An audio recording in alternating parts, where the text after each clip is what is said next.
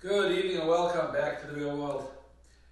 Pesach is over. It's a Suchag Pesach, and it's a bittersweet feeling. Yantav was so beautiful. It was a relief. It was like almost a ceasefire in the war that's everyday life, like the Yeshiva Ateres Shimon says.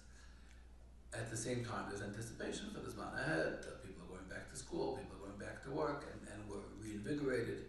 Nobody quite knows what to feel. Rav Hunter has a beautiful lashon. He writes that Yantav. He writes it in Yiddish, but to translate it in English, maybe the most accurate way to say it is, we don't pass through a yontif like you pass through a hallway, a corridor, on your way into an office, or the way you pass through the parking lot on the way into a store. But yontif goes through us. We experience a yontif. That means something within us changed because we experienced a yontif. Yontif has become part of us, and we absorb it into the fiber of our being. That's what it should be anyhow. What is Pesach meant to teach us, to equip us with, and how does it help us for the way ahead?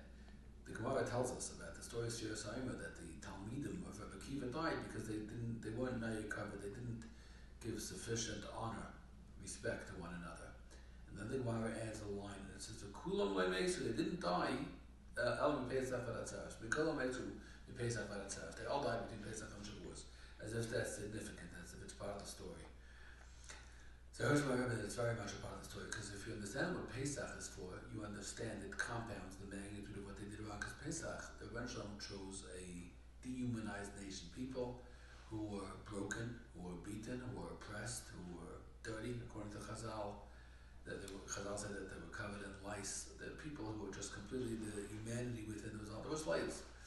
If you were looking for a candidate to be a Mamlachas Kahanim, a nation of princes, they weren't the most likely candidate. The Rebbe Shalom said, "You're the ones I want, because there's something princely within you that I see." The Rebbe Shalom said, "Klal Yisrael is a nation of princes, and everything we need is Halik." So how could you, the Talmid of Akiva, disrespect it after Pesach? The fact that after Pesach you didn't change the way you looked at other Eden, that itself means that you were missing something. In Pesach, you should come out of Pesach appreciating just what it means to be a Yid. That's something amazing. There were these videos circulating last night of the first rolls coming out of the bakery in Bnei Brak, and everybody was posting it and sharing it, and everybody was shaking their heads and quick to condemn. "Hey, look at this! This is so inappropriate. It's so it's uncouth, whatever." Someone's going to correct me either way. The whole thing, they're like peasants. They're grabbing food. Where do we ever see such a thing? Where's their dignity? Where's their respect? Somebody sent me their story today's story of Mordechai Eliyahu. He was Rishon LeZion, the chief rabbi in Israel, Eretz Yisrael, and he lived in Kiryas Maisha. And he was going on Matzei Pesach, and there's a long line outside Angel's headquarters, the bakery over there in Gilad Shal, and it was Matzei Pesach, and people were already scrambling and parking every which way and running up the stairs to get to those first rolls coming out, the bread coming out. And somebody disparagingly commented to Rav Eliyahu, he said, "Look at these people, you think like they haven't eaten in months, look at this. It's so unbecoming after a Yantif to act this way." So the Rishon LeZion said, "Really?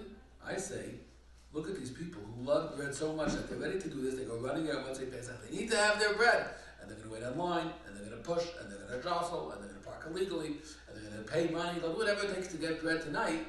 And for 8 days, 7 days, they didn't even think of touching it. They didn't even have a half a minute to touch bread, because the Yiddish said not to. What a holy nation. After Pesach, you have to learn how to look at another Yid. Your eyes should be a little more refined after Pesach. That's what we take out.